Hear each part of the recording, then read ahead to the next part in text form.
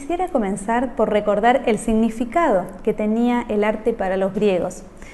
Como sabemos, la noción de arte deriva del latín ars y del griego tekné, términos que se refieren a cualquier habilidad humana, ya sea montar a caballo, escribir versos, remendar zapatos, pintar vasijas o gobernar incluso.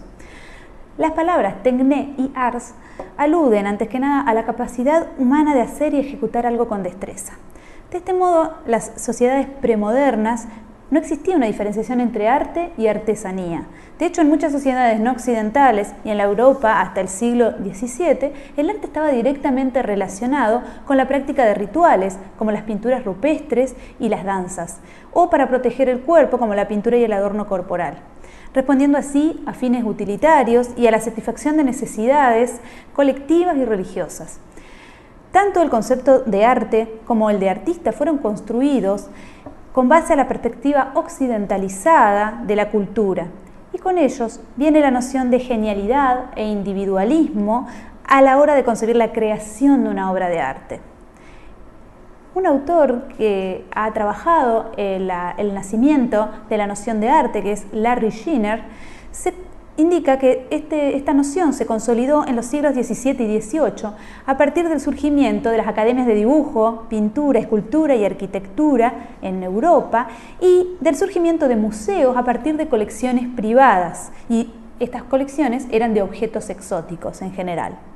Para este autor, la tradición de concebir el arte como un lenguaje propio, original y sin fines utilitarios, y a la artesanía como algo bonito pero útil, debe cuestionarse, entendiendo que esta es una mirada educada para ver determinados fenómenos de un mundo específico. Si bien en este módulo presentaremos una serie de manifestaciones artísticas occidentales que vincularemos a los derechos de la naturaleza, no desconocemos la importancia del arte no occidental, que también nos aporta ciertos elementos relevantes para repensar las implicaciones de este nuevo derecho. Entonces, teniendo presentes estas aclaraciones, diremos que el siglo XX fue un siglo de rupturas y discontinuidades en las artes occidentales. En la música, por ejemplo, se abandona la tonalidad y se buscan nuevos sonidos, tanto a partir de la experimentación como de la utilización de instrumentos acústicos y electroacústicos como objetos de la vida cotidiana también.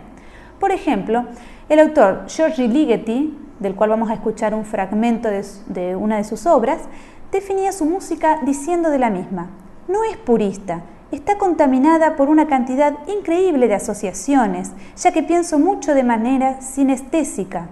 Escuchando siempre pienso en formas de colores y distintos sonidos, así que muchos elementos de las artes visuales, de la literatura, aspectos científicos, cosas de la vida cotidiana, aspectos políticos y muchas otras cosas juegan un papel muy importante para mí. No es música programática, pero está cargada de asociaciones. Escuchemos entonces un fragmento de la obra Articulation.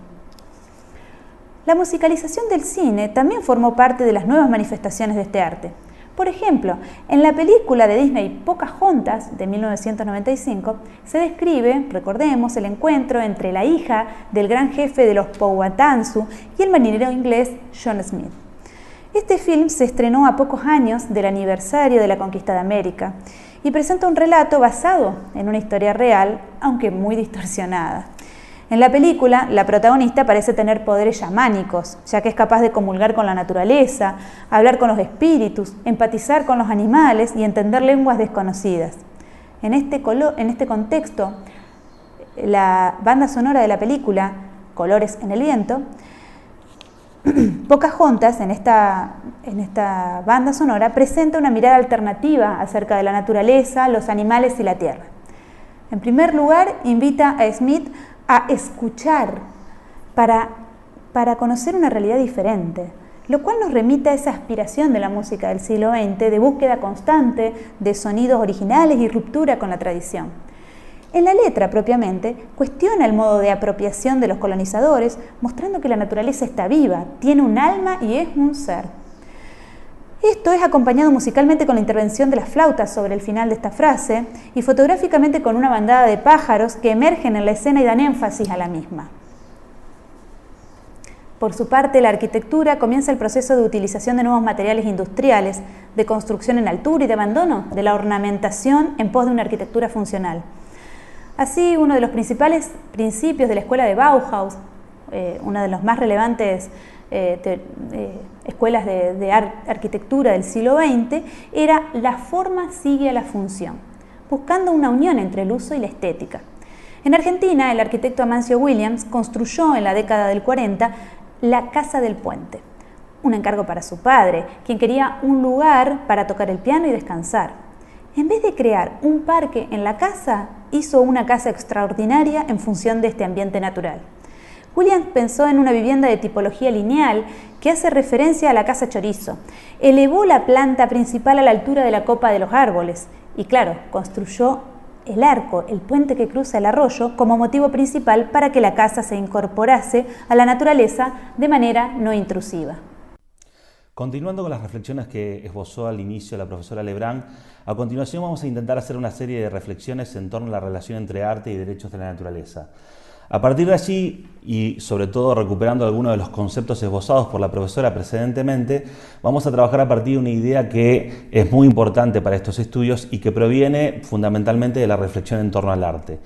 La idea a la que me estoy refiriendo es fundamentalmente la que hace referencia a la idea de organismo artístico.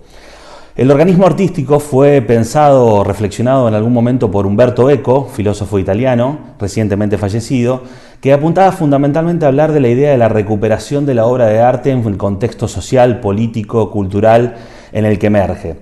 Esta idea de organismo artístico es muy importante para este módulo y fundamentalmente para el curso sobre derechos de la naturaleza, porque precisamente nos permite problematizar los derechos de la naturaleza en relación a las obras de arte, y no solamente a la obra de arte considerada en sí misma, sino a las condiciones en que esa obra de arte comenzó a ser gestada y considerada desde el punto de vista de la reflexión del organismo artístico.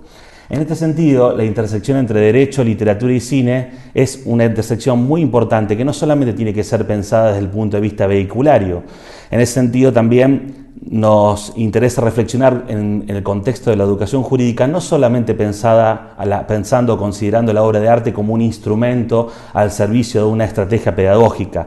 Nosotros renunciamos expresamente a utilizar la obra de arte como un instrumento, como una mediatización para tratar de explicar o reforzar una idea en relación, en este caso puntualmente, a los derechos de la naturaleza.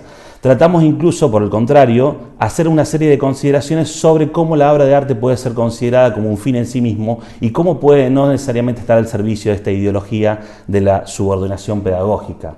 En esa intersección encontramos muchísimos materiales que son relevantes. Estos materiales provienen de la literatura, provienen del cine, provienen de la fotografía y de muchísimas otras disciplinas artísticas a las que nos vamos a referir a lo largo de las exposiciones que me van a continuar.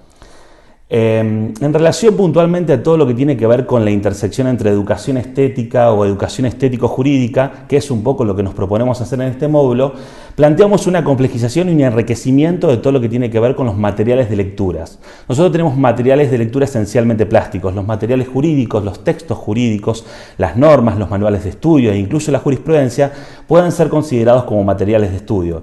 Y esos materiales de estudio tienen un componente esencialmente plástico y ahí lo que se plantea es una primera relación con la obra de arte, con la denominada artes plásticas. El artes plásticas entendido como el arte de lo transformable, el arte de poder modificar determinados materiales en función de su plasticidad.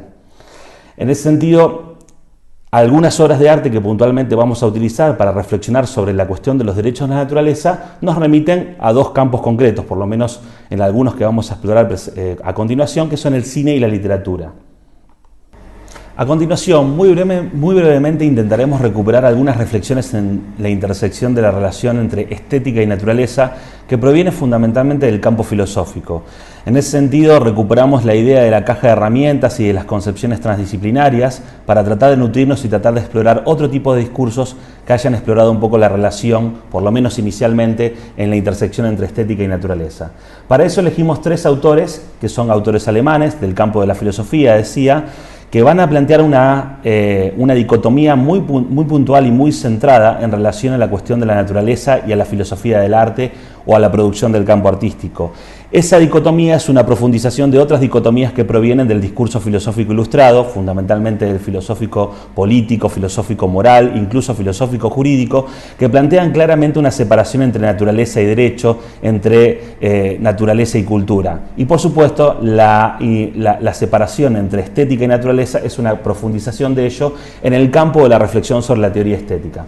La primera obra que vamos a tratar de recuperar es la Crítica del Juicio de Immanuel Kant de 1790. Aquí en la obra de Kant lo que vemos es claramente la consideración de la naturaleza como una cosa, como un objeto, como una entidad necesariamente contingente que de alguna forma los hombres tienen que producir conocimiento. En ese sentido, la reflexión sobre lo bello, sobre lo sublime y sobre el gusto y sobre lo feo está fuertemente asociada no a la entidad que pueda llegar a tener la naturaleza como un fin en sí mismo, como una cosa pensante, sino fundamentalmente a la consideración que hacen los seres humanos de la naturaleza. El sentimiento de lo bello es construido fundamentalmente desde lo humano hacia la naturaleza. La naturaleza no posee una conciencia de sí para poder interiorizarse en relación a la naturaleza, en relación a su capacidad de producir belleza o capacidad de producir una distinción en torno a lo sublime o lo feo. Otra de las obras que también intentamos recuperar son las Lecciones de Estética de Hegel de 1835. Hegel, un poco en la misma línea de Kant, continúa profundizando esta idea, pero en lugar de apelar a conceptos como entendimiento, como razón, apela al concepto de espíritu. El concepto de espíritu es un atributo esencialmente humano, y lo que dice Hegel es que la elevación del humano en relación a la producción artística es notable porque el hombre es fundamentalmente un ser que piensa, y por lo tanto en la naturaleza se plantea una clara decisión porque no poseería una capacidad de pensar, una capacidad de raciocinio, y por lo tanto no carecería del espíritu objetivo que fundamentalmente tiene como atributo los seres humanos. Entonces, en la misma línea de Kant, Hegel dice: la belleza en la naturaleza aún es completamente exterior y no tiene conciencia de sí misma. Solo es bella para la inteligencia que la ve y la contempla. Esa belleza que se ve y que se contempla es fundamentalmente una construcción del raciocinio humano. No puede surgir en sí misma por parte de la naturaleza. Uno de los autores que quizás más en la segunda mitad del siglo XX plantea una ruptura en torno a estas concepciones, y es el último autor que vamos muy brevemente a comentar, es Theodor Adorno. Theodor Adorno, en una serie de reflexiones sobre la teoría estética entre 1961 y 1969, plantea una disrupción y una nueva relectura en relación a la lectura que comentábamos precedentemente de Kant y de Hegel. Lo que plantea Adorno fundamentalmente es la introducción del concepto de industria y de producción, y fuertemente asociado a la corriente marxista de relaciones de producción y de considerar el capitalismo como un sistema que produce contaminación y degradación y objetivación de la naturaleza en sí mismo. Y al plantear esto, lo que dice Adorno es que la relación de los hombres con la naturaleza ha sido siempre represiva y las liga expresamente a las condiciones de producción capitalista. Seguidamente hace una interesante reflexión, que es muy exhaustiva a lo largo de su obra, sobre la idea de belleza natural. Adorno dice que la belleza natural desaparece como concepto a partir de la introducción de la idea de dignidad, la idea de libertad humana. La idea de dignidad y de libertad desplazó a la idea de belleza como productora, como una interioridad productora en sí misma, y en este sentido, él dice que nada puede ser apreciado en el mundo más que aquello que sea realizado por el hombre. El arte es una producción esencialmente humana y por lo tanto la idea de belleza queda nuevamente despojada de la noción de naturaleza como una entidad en sí misma.